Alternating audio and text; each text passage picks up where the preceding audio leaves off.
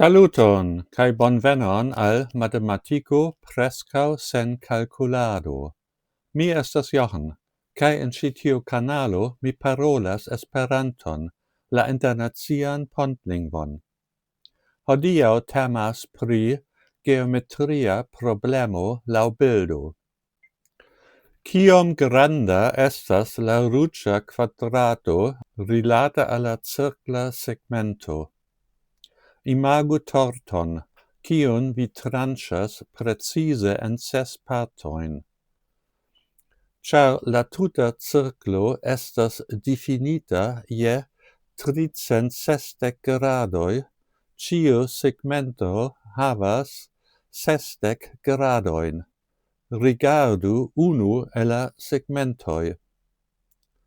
Nun imagu enskribitan kvadraton kiu kuŝas sur unu el la du flankoj de la segmento kaj tuŝas la alian flankon kaj la randon de la cirklo, laŭ bildo. La sola preciza informo, kiun ni havas, estas la grando de la angulo inter la du flankoj, nome 60 gradoj.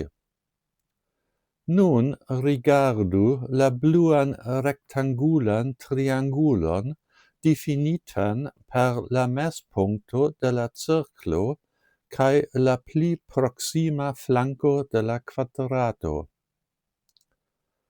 La rilato el la proksima kateto kaj la hipotenuzo rilate al tiu ĉi angulo de 60 gradoj de la blua triangulo estas difinita per la cosinuso de 60 gradoj kaj estas 1:2 aŭ duono. De tio sekvas, ekzemple per la Pitagora teoremo, ke la rilato inter la malproksima kaj la proksima katetoj estas radiko de 3. Por kalkuli la rilato de tiu konata al la radiuso de la cirklo, imagu alian flavan rektangulan triangulon. Se la pli mallonga kateto de la blua triangulo estas 1 mezurunuo, la pli longa kateto de la flava triangulo estas 1 plus radiko de 3 mezurunuoj. La longo de la alia kateto de la flava triangulo estas radiko de 3 mezurunuoj. Do la longo de la hipotenuzo, kiu estas la longo de la radiuso de la cirklo, kalkuliĝas al radiko de 7 plus duoble radiko de 3, aŭ proksimume radiko de 10,461, aŭ proksime 3,2348 mezurunuoj.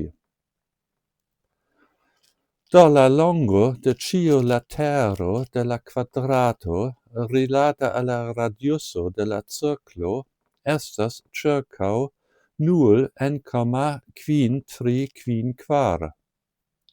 Kaj rigardante la areojn ni ricevas.